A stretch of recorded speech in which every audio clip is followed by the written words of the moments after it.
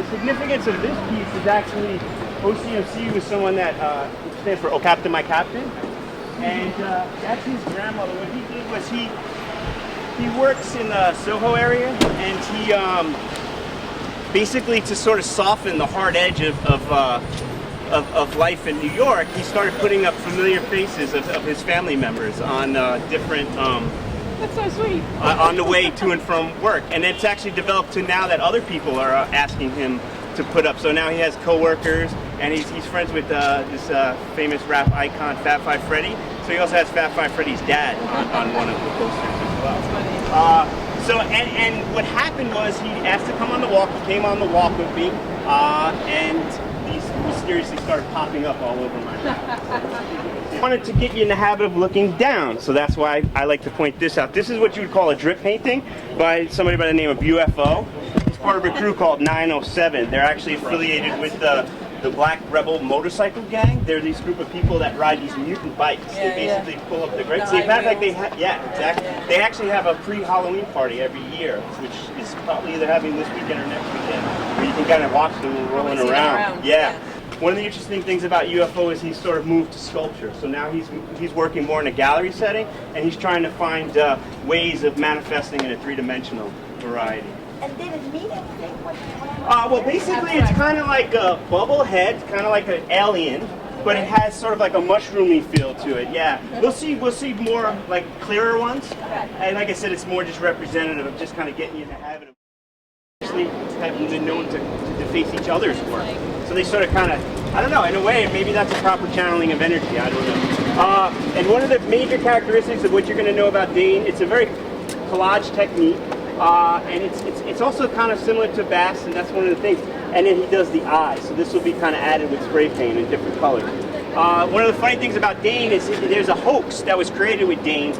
Basically, there's a video online called I Am Dane, and there's an I Am Dane 2. And I Am Dane claims that Dane is this 60-something-year-old man that started doing this in the 50s, collaging pictures of his high school friends and stuff for memories. Kind of similar to the way we were talking about OCMC. But it turns out that is a complete hoax that was devised by a Brooklynite gallery, sort of kind of to kind of build this legendary thing. One of the ways you'll know it's a hoax, because if Dane was doing that work in the 50s, he first of all would have been probably one of the first people doing street art. He would be a complete legend, and we would all know a lot about him. So that's probably your first tip-off that it's not real. And then it's been revealed to me that, yeah, it was sort of, but a lot of people still believe Dane is that old man. And I mean, he has a cane. I mean, how would he get around putting all this stuff up? Yeah. I'm sorry as hell. He does on it. C215, his name is Christian de Gueme, and of course my pronunciation is awful. So just the fact I even tried, I'm proud of myself. This is his symbol. It's a box with a C over a 215. And then there's a couple things to point out. One thing is that one of the things that C215 specializes is he likes to bring attention to people that otherwise wouldn't be noticed, like orphans and poor people, homeless people, and tries to give them a space and kind of embed them into the city. So uninitiated people, of course, would just walk right by a piece like this, would never even see it. You know, and it really is a treasured piece of art. Interestingly enough, if you start to see this mark and this mark, this piece was actually torn here and was ripped out. Someone was trying to steal this piece. Someone was trying to add this to their collection. One of the ways I know about that partially was because it was coming out, and because one day the gentleman that lives in here, when I was looking at the piece and I rattled this a little bit, he heard the metal rattling and he came running out. He was ready to give me a knock. I had to basically. In itself is a compliment that someone wants to steal it, but. Yeah, well, unfortunately, he doesn't see. He doesn't see the value or anything. He saw it just as a nuisance that this is my property and somebody's messing with it. Exactly. That's definitely sort of the relationship between what's vandalism, what's art, and and what's appropriate and what people think is beautiful. And what he actually did, I was horrified. I thought this piece was going to disappear. Yeah. I came back, it was gone. I saw the gentleman. He said, no, I'm putting it back, actually. And he put all new welding. That's why this is all new red welding that he has there. One other thing I wanted to point out is the process. People will tend to sort of kind of, because this gets photographed a lot, and a lot of people see this image, you'll see what people like to do this. They like to kind of clip into the imagery, so that now, if I want to crop this photograph, I would have to keep this image in, or I would have to suffer by just not having it in there at all.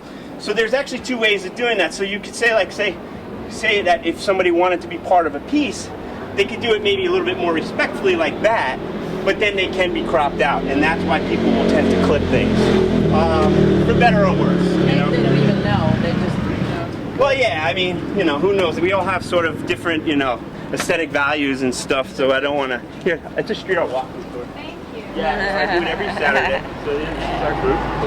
Yeah, awesome. All right, ready? Yeah, of course. Is this really somebody? Did he draw this person and then he made a Yeah, so it's a stencil. So it's cut out like cardboard that you tape on it, and then he does this. So most of the work is done in the studio. It's a photo.